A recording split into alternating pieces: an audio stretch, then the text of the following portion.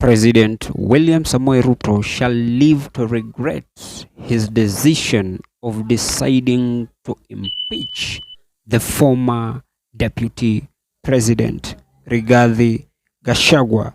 Recently, Honorable Justin Muturi placed allegations against President William Samoei Ruto, going to an extent of declaring President William Samoei Ruto as an epitome of corruption. And yesterday, the former deputy president decided to hit the last nail on the coffin by blatantly telling millions of Kenyans that President William Samoei Ruto was not only corrupt locally, but also his interests supersede that of Kenya, as he was internationally involved in business while using the Kenyan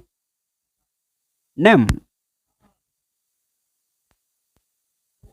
In his own words, the former deputy president categorically stated that President William Samoei Ruto used Kenya for commercial purposes alone.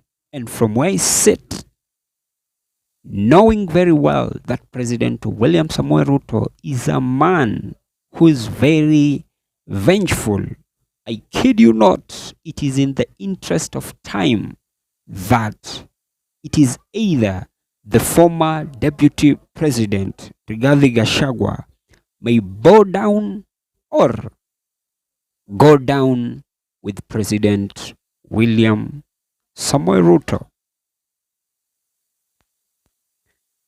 And just with the allegations tabled against President William Samoei Ruto from his former close confidants, being Rigathi and Muturi, I honestly fail to understand what is it that Kenyans up to the time of this broadcast are still waiting, if at all they are not going to demand for either one, President William Samoei Ruto to resign, or two, he be forced to resign, or three, a motion of impeachment should be tabled before the chambers of parliament so that the process of impeaching him can begin.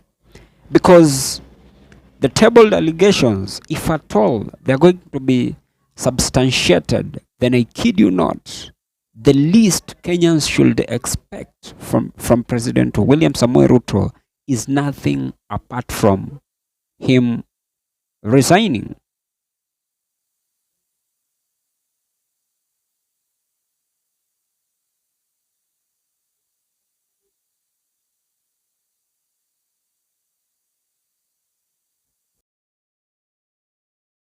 Right after that interview, what I find quite unfunny is that instead of Kenyans involving themselves in a more meaningful debate, guess what? I've seen several of them online engaging in tug of war as to why are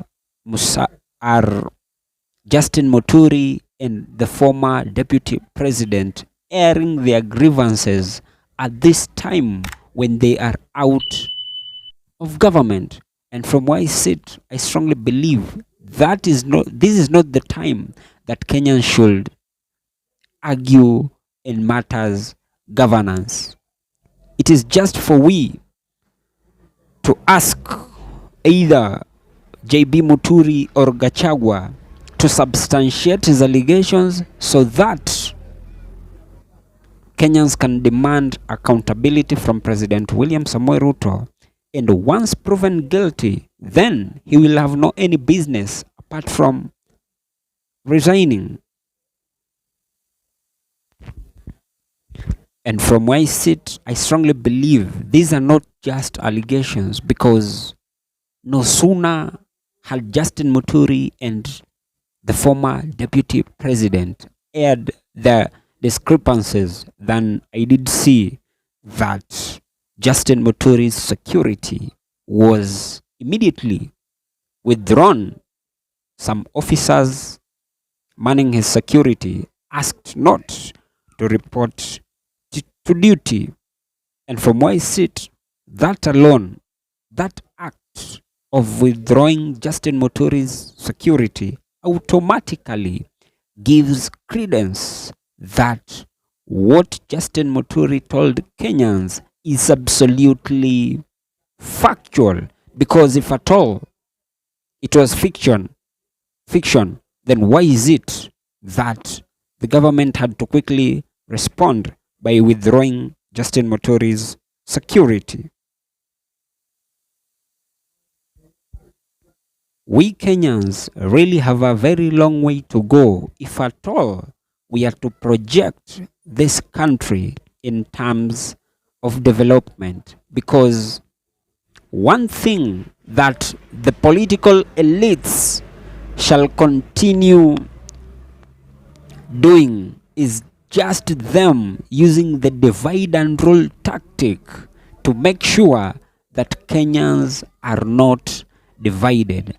And the easiest way that they're doing it is just by them deploying the divide and rule tactic. Because once we are divided based on our ethnic balkanization, then automatically each one of us is likely to pull the string on the mtu wetu narrative. So you can imagine if the Luos are going to pull in favor of the Right Honorable Raila Amolo Odinga, the Luyas are going to pull in favor of Musalia Mudavadi, the Kalenjins are going to pull in favor of President William Samoei Ruto, the Costarians in favor of the former Mombasa governor Ali Hassan Joho, then automatically at the end of the day, that is going to shift the political ideology of, instead of we chanting matters good governance, we are likely to chant matters huyu ni mtu wetu msimguse. And of course, immediately when the tug of war is changed from matters good governance to the mtu wetu narrative, I kid you not, any war matters governance, it becomes a dead on arrival mission. How I wish that we Kenyans should strictly focus on matters good governance, and if at all, even if it is your mtu wenu is declared corrupt, they should immediately carry their own cross, because all the loot, they eat with their families, and you are there languishing in poverty.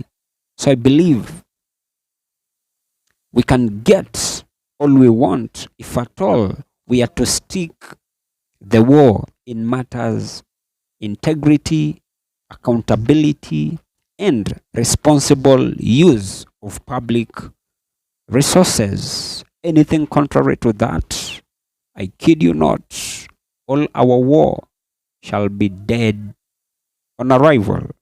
And as I come to the penultimate part of this episode, that has just been my opinion. If by any chance you do have a contrary opinion to mine, you can as well just feel free to drop them in the comment section, and I'll give them a right of reply. And by any chance, if you have been watching my videos and you have not subscribed, you can as well just consider hitting on the subscribe button. Thank you, and may God bless you.